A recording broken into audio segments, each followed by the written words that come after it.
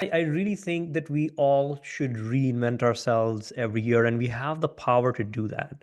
And if we just think of it that way, like, hey, we're reinventing ourselves. What is it that I want to be?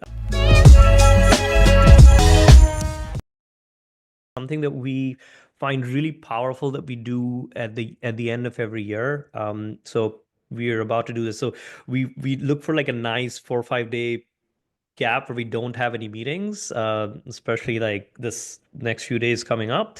And Palak and I will sit in a room. We have our nice little big whiteboard. Like if you haven't seen it, it's massive.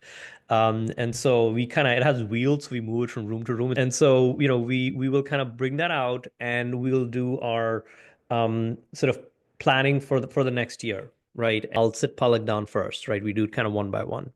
And so I'll ask Palak, I was like, Palak from 2024, you're fired. Palak from 2025, welcome to your new gig, new business. What is Palak 2025 going to look like? What do you want her to look like? And it could be things you want to do for yourself. It could be spending time with family, visiting your friends. It could be what new business that I want to start. It could be what business do I want to grow. It could be, I want to develop this trait which I want to work on, as working on myself. It could be anything and all of those things, right? So, kind of just taking a step back and thinking about, because I really think that we all should reinvent ourselves every year, and we have the power to do that. And if we just think of it that way, like, hey, we're reinventing ourselves. What is it that I want to be? What did I feel like in 2024 that I don't want to feel next year? Or what are the skills that I want to have next year that I didn't have this year? And it could be all of those things. And we go one by one, and then, we kind of break it up into financial goals slash business goals, personal goals, and family goals. And then we kind of go through each category. And then when Palak is done with her sort of goals of where she wants to be, I'm going to ask her, okay, what can I do to help you achieve your goals?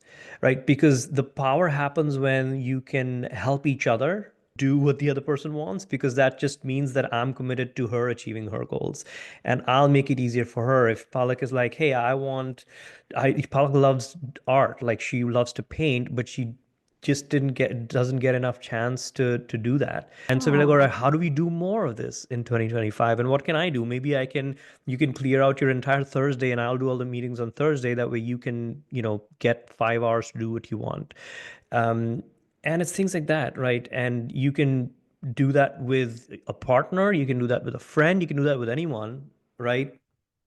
But that's something that we love to do, because it gets us excited for the next year, and just put our goals down.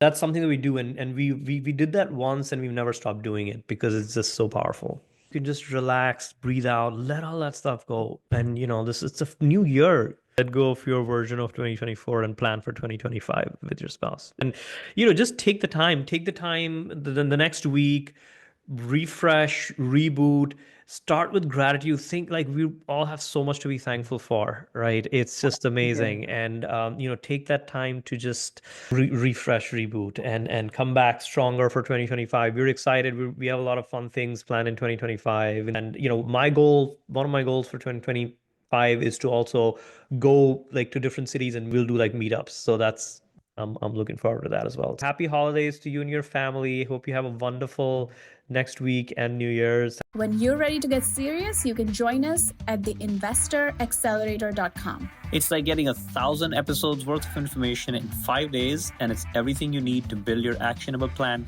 to financial freedom and making work optional.